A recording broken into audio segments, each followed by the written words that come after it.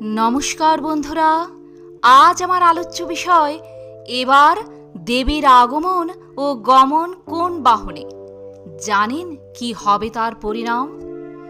পৃথিবীর গভীরতর অসুখ এখন, তার মধ্যেই বেজে উঠেছে দেবী দুর্গার আগমন ধ্বনি।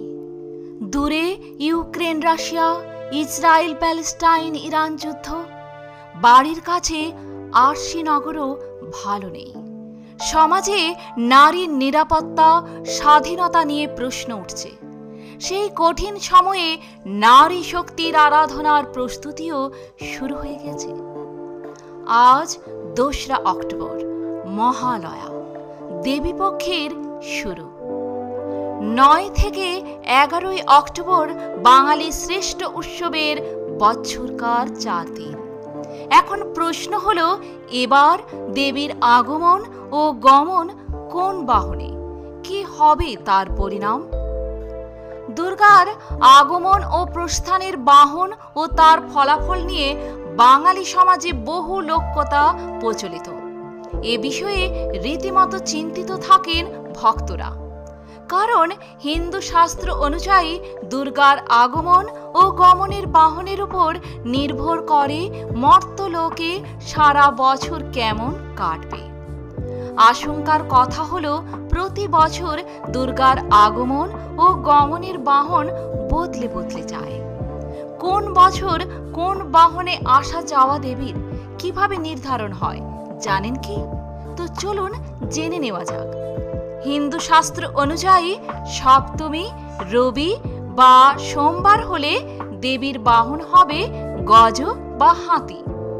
সপ্তমী শনি বা মঙ্গল হলে দেবীর বাহন হবে ঘটক বা ঘোড়া। সপ্তমী বৃহস্পতি বা শুক্রবার হলে দেবীর বাহন দোলা বা পালকি। সপ্তমী বুধবার হলে দেবীর বাহন নৌকা। একইভাবে দশমী রবি বা সোমবার হলে দেবীর প্রস্থান বাহন হবে গজ। দশমী শনি বা মঙ্গল হলে দেবী বিদায় নেবেন ঘোড়ায় চড়ে। দশমী বৃহস্পতি বা শুক্রবার হলে দেবীর গমন হবে দোলা বা পালকিতে। আর দশমী বুধবার হলে দেবীর নৌকায় করে কৈলাসে ফিরবেন। এবার দেবীর আগমন ও গমন কোন বাহনে? যেহেতু 10ই অক্টোবর সপ্তমী পড়েছে বৃহস্পতিবার, তাই শাস্ত্র অনুযায়ী এবার আগমন দোলা বা পালকিতে। অন্যদিকে 12ই অক্টোবর শনিবার পড়েছে বিজয়া দশমী।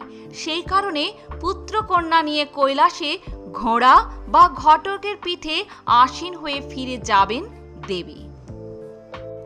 শাস্ত্র মতে দুর্গা যদি পালকিতে করে আসেন তাহলে ফল দোলায়াং মকরং ভবেত, অর্থাৎ মহামারী, ভূমিকম্প, খরা, যুদ্ধ ও অতিমৃত্যু।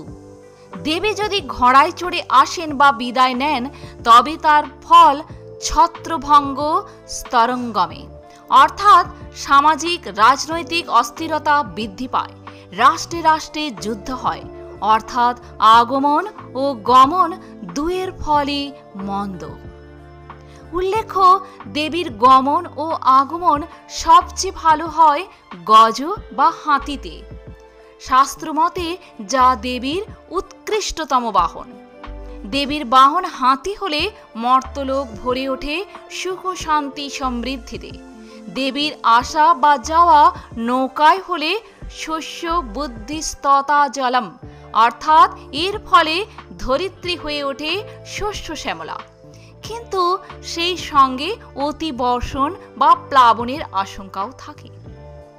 তো বন্ধুরা, আজ এ পর্যন্তই। ভালো থাকবেন, সুস্থ থাকবেন।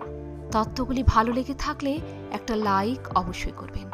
আর আপনি যদি নতুন এসে থাকেন আমার চ্যানেলটিকে সাবস্ক্রাইব করে পাশে থাকবেন। ধন্যবাদ।